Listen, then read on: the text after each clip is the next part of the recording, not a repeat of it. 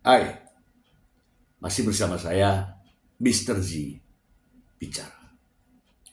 Tentu saja bicara tentang kebenaran, berdasarkan fakta, data, dan realita.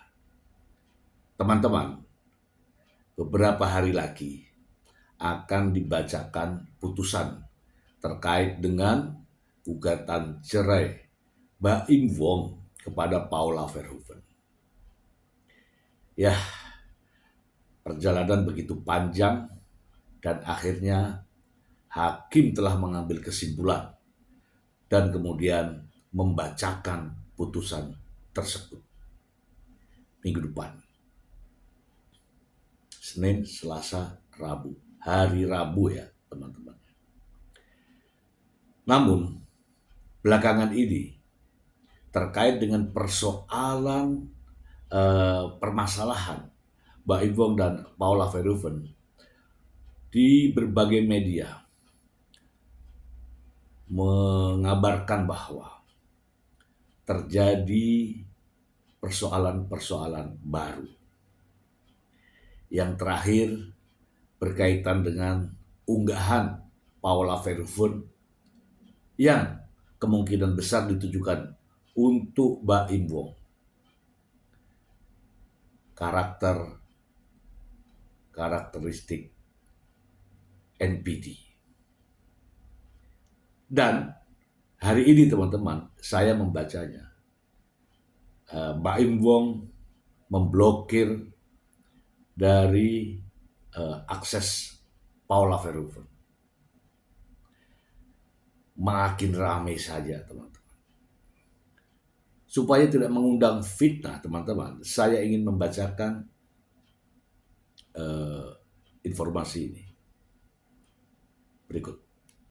Ini ya salah satunya yang baru ditayangkan ya beberapa menit yang lalu dari Banjarmasin Post. Kondisi kejiwaan Baim Wong akhirnya terungkap.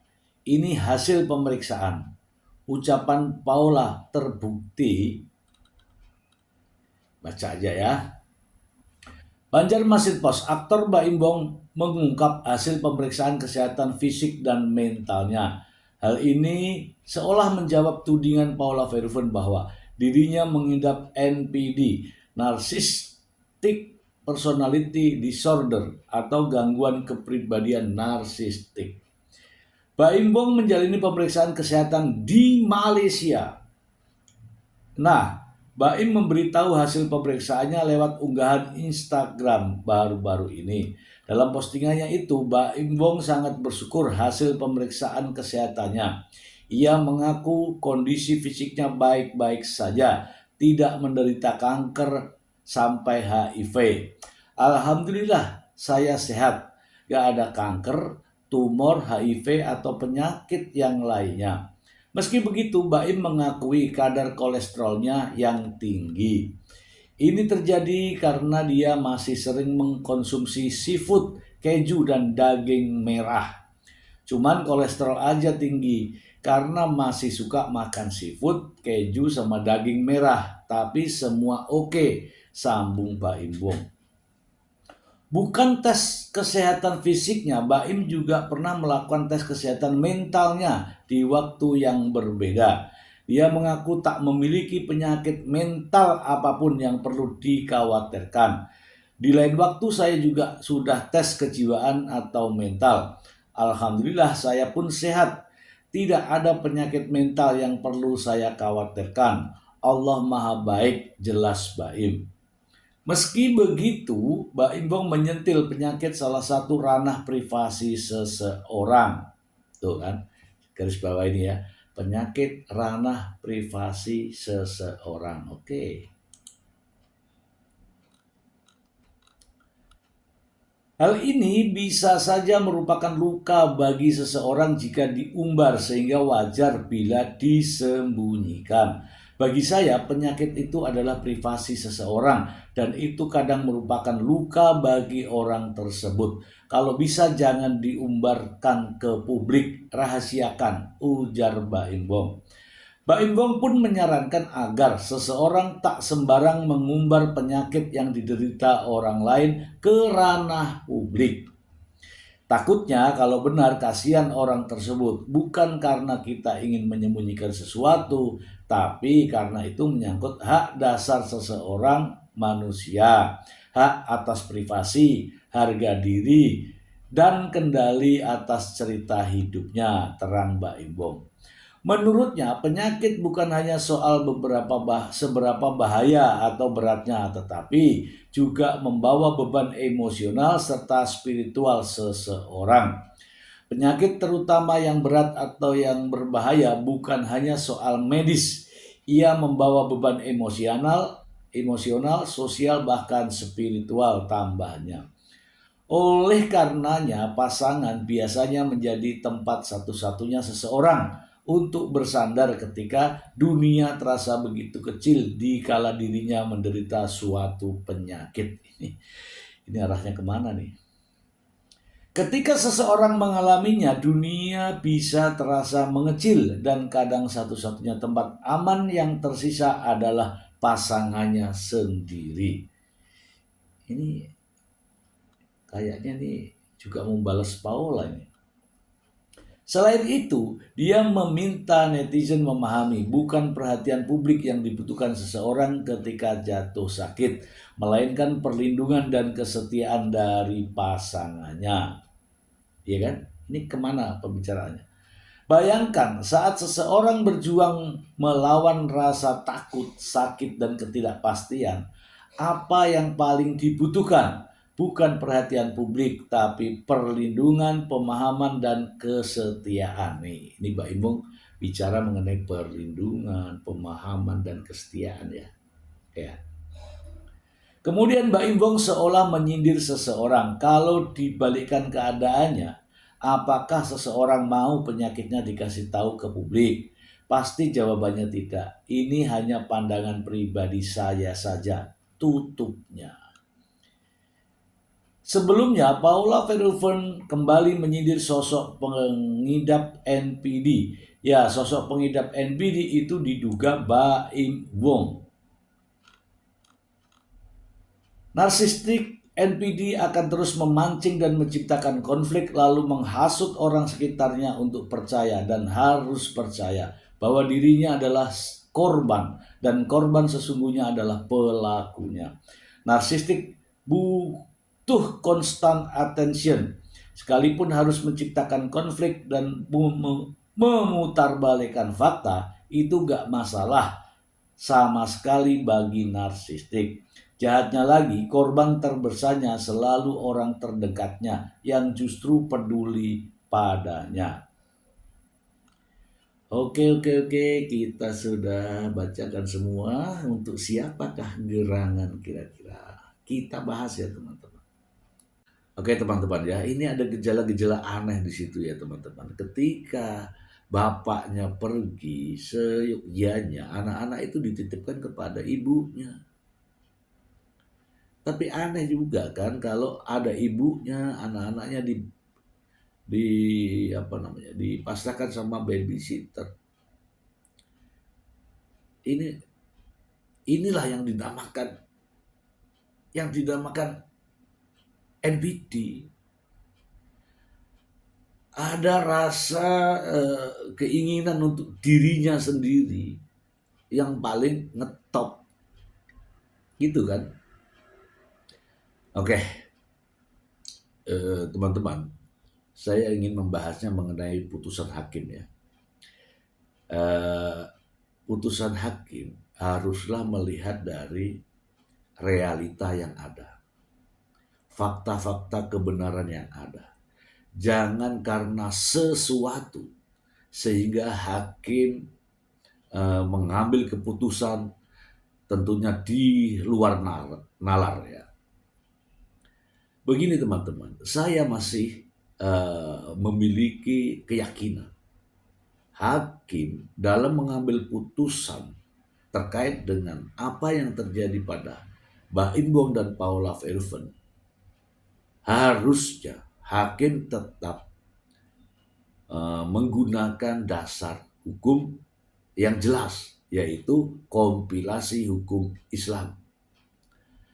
Anak-anak akibat perceraian, anak-anak yang masih usia di bawah 12 tahun, hak asuh diberikan kepada ibunya.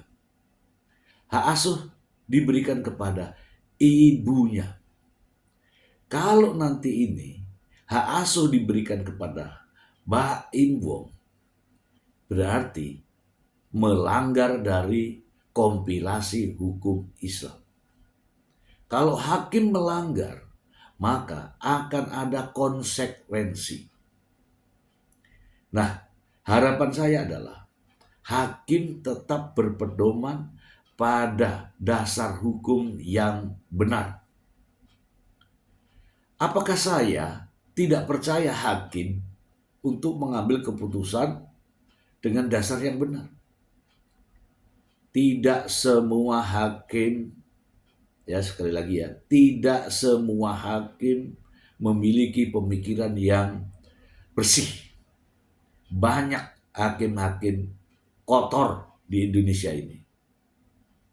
Saya takut antara hakim-hakim ini nanti juga ada yang berpikiran kotor. Ya, berpikiran kotor. Kenapa Mr. Z sampai ngomong begitu? Ya, begitu banyak teman-teman. Mohon maaf. Hakim yang menerima suap dari seorang pengacara untuk mempengaruhi putusan agar putusan ini seolah-olah terjadi pembenaran, sementara ternyata dipengaruhi oleh uang. Saya ingin ya menampilkan ya, ini baru saja terjadi di Jakarta terkait hakim yang kotor menerima uang suap untuk mempengaruhi putusan. Berikut ini. Warahmatullahi wabarakatuh. Selamat malam, salam sejahtera untuk kita sekalian. Salam, Om Swastiastu, Namo Buddhaya, salam kebajikan, salam bahagia, salam sehat dan rahayu untuk kita semua. Pak Direktur Penyidikan, pada Jampitsus yang kami hormati, beserta para Kasubdit dan Kabid Humas dan jajaran, dan istimewa buat rekan-rekan media yang telah berkenan menghadiri undangan kami dalam press conference pada malam hari ini. Rekan-rekan media, tentu sebelum kami menyampaikan beberapa hal terkait dengan kegiatan kita malam ini, karena ini masih dalam suasana bulan Syawal, Bapak Jaksa Agung beserta seluruh pimpinan kejaksaan menyampaikan minal aidin wal faizin, mohon maaf lahir dan batin untuk rekan-rekan media sekalian, dan ucapan terima kasih dan rasa bangga kami terhadap dukungan dari media yang selama ini telah diberikan kepada institusi Adiaksa, dan juga kami berdoa semoga rekan-rekan media mendapat keberkahan dalam berkarya. Rekan-rekan media sekalian, bahwa kegiatan kita pada malam hari ini,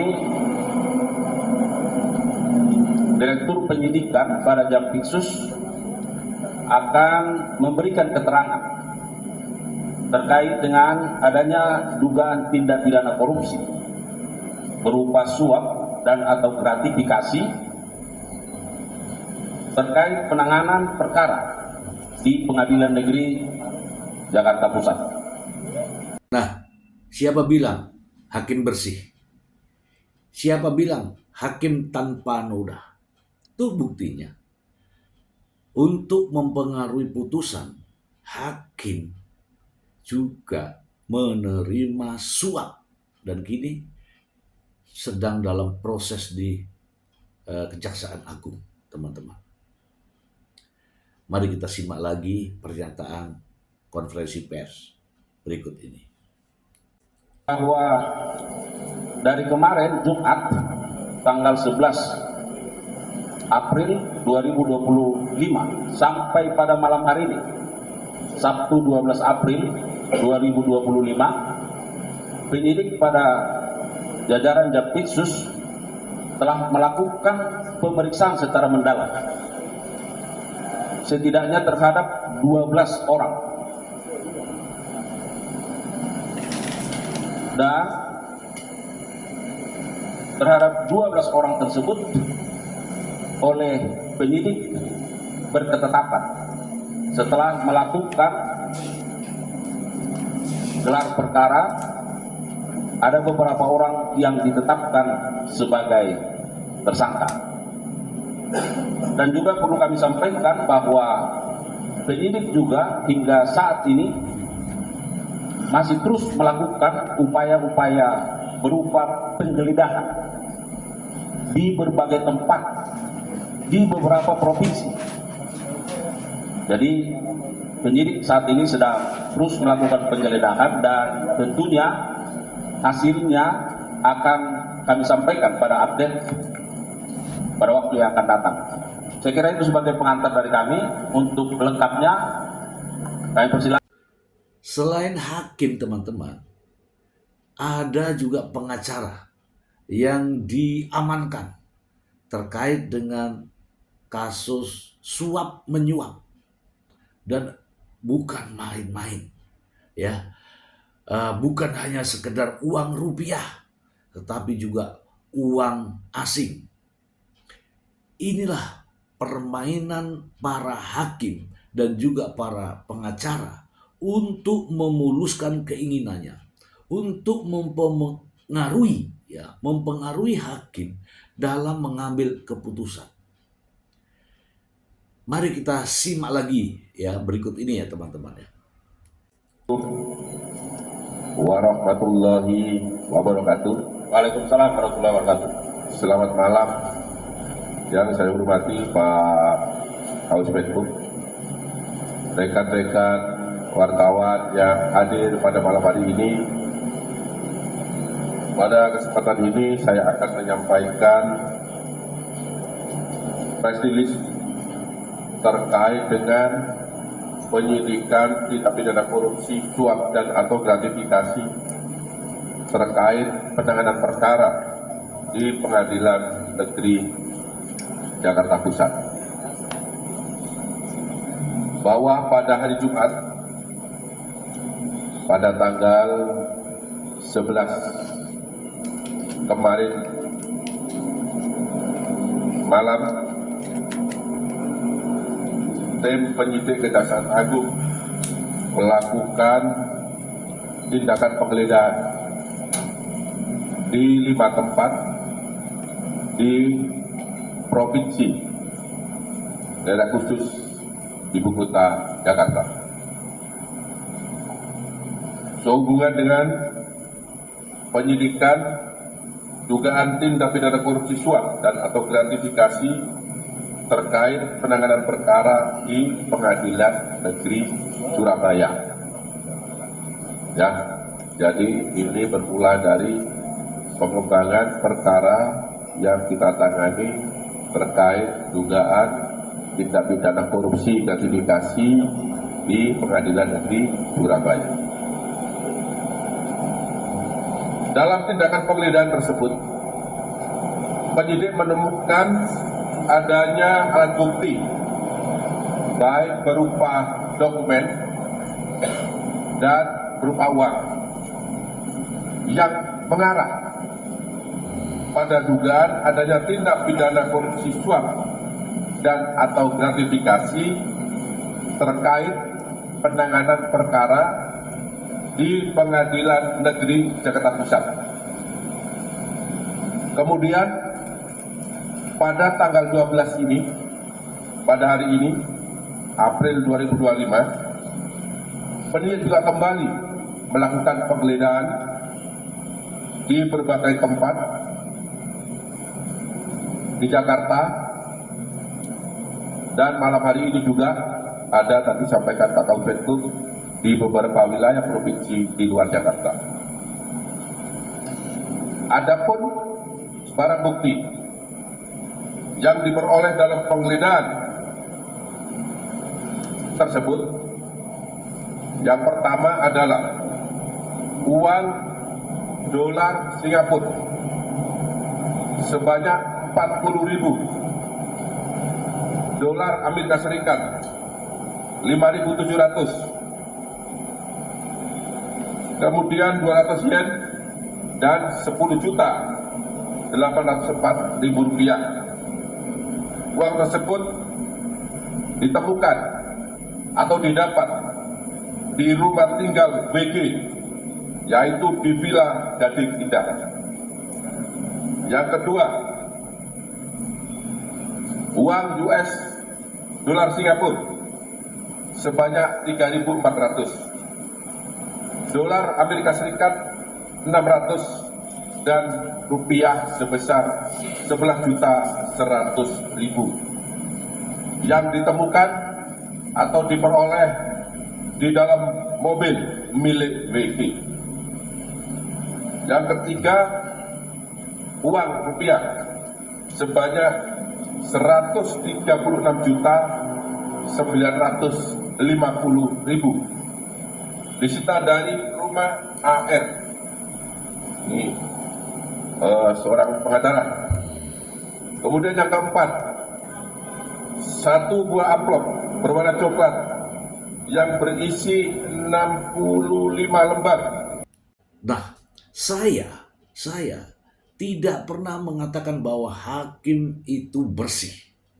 Kalau hakim dalam mengambil keputusan dipengaruhi oleh hal-hal yang bersifat material, apalagi oleh sang pengacara, maka putusannya patut dicurigai, teman-teman.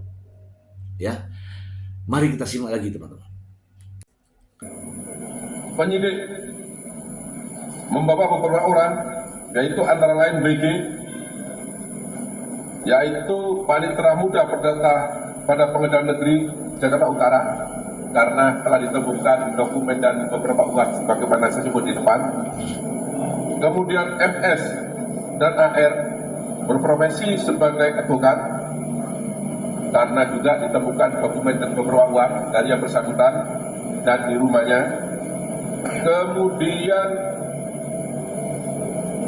MAN, Ketua Pengadilan Negeri Jakarta Selatan, karena juga digeledah yang bersangkutan ditemukan beberapa uang sebagaimana tadi saya sebut.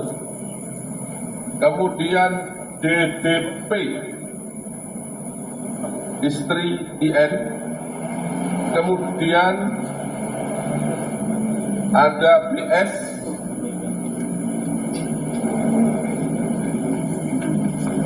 kemudian BS tadi adalah supirman, dan 5 staf MS masing-masing atas nama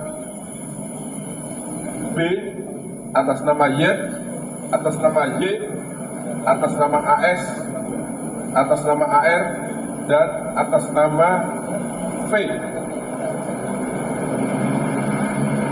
Kemudian beberapa orang tersebut dibawa ke gedung Jampitsus untuk dimintai keterangan sebagai saksi. Kemudian setelah melakukan pemeriksaan terhadap saksi-saksi yang bersangkutan, penyidik memperoleh alat bukti yang cukup. Telah terjadi tindak pidana suap dan atau gratifikasi terkait penanganan perkara di Pengadilan Negeri Jakarta Pusat, bahwa tindak pidana korupsi suap dan atau gratifikasi. Walaupun ini kejadiannya di Pengadilan Negeri Jakarta, ya tidak menutup kemungkinan hakim pengadilan agama juga dapat terpengaruh dengan hal-hal demikian kalau otaknya sedang kotor. Ya, kalau otaknya sedang kotor.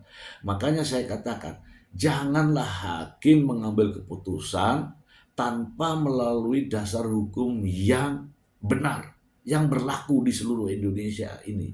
Ya, gunakanlah kompilasi hukum Islam seperti yang masih berlaku di Indonesia, seperti yang tertulis dalam kompilasi hukum Islam. Sebagai akibat daripada perceraian, anak yang masih di bawah umur jatuh ya hak asuhnya kepada ibunya. Ya, ini salah satu contoh putusan yang benar. Kalau ada putusan yang salah, jangan sampai ini dipengaruhi oleh sang pengacara kemungkinan karena memberikan suap dan lain-lain. Ini salah satu contoh, teman-teman. Sebanyak 136.950.000 disita dari rumah AR. Ini seorang pengacara.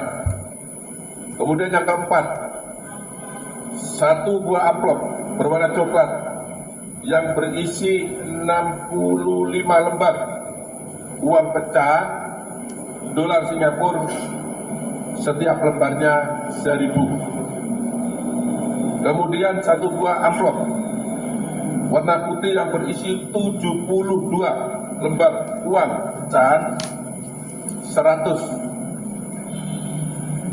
dolar Amerika. Kemudian satu buah dompet berwarna hitam yang berisi 23 lembar uang pecahan 100 dolar Amerika. Kemudian satu lembar uang pecahan dolar Singapura, nilainya 1.000. Kemudian 3 lembar uang pecahan dolar Singapura, yaitu per lembarnya 50. Kemudian 11 lembar uang pecahan dolar Singapura, nilainya masing-masing 100. Kemudian 5 lembar uang pecahan dolar Singapura sebanyak nilainya 10. Kemudian 8 lembar uang pecahan Singapura, yaitu masing-masing 2 dolar. Kemudian 7 lembar uang pecahan 100.000 rupiah per lembarnya. Kemudian 235 lembar uang pecahan 100.000. 33 lembar uang pecahan 50.000 rupiah. 3 lembar uang pecahan ringgit, yaitu masing-masing per lembar. Nah, teman-teman, harapan kita adalah apapun yang terjadi, hakim tetap pada track recordnya. Ya, janganlah membuat putusan, jangan mengambil keputusan di luar ketentuan hukum yang ada. Kompilasi hukum Islam adalah dasar utama dari pengadilan agama untuk mengambil keputusan terkait hal-hal yang berhubungan dengan masalah hukum keluarga. Ini sudah disepakati. Jangan menimbulkan persepsi baru. Jangan menimbulkan pertanyaan-pertanyaan baru. Terkait perceraian ada di pasal 105. Hak asuh anak terhadap anak yang masih di bawah usia 12 tahun dijatuhkan kepada hak asuhnya dijatuhkan kepada ibunya. Bisa saja jatuh kepada bapaknya, ayahnya, apabila ibunya mengalami beberapa hal. Antara lain adalah berperilaku buruk, adalah memiliki keterkaitan permasalahan hukum atau sedang dipenjara. Secara terlihat dengan nyata mengalami gangguan kejiwaan atau terkait dengan finansial misalnya. Jadi kalau tidak ada itu, hak asuh anak tetap harus diberikan kepada ibunya. Titik. Tidak ada lagi koma. Bagaimana menurut pendapat teman-teman? Semoga bermanfaat. Bye.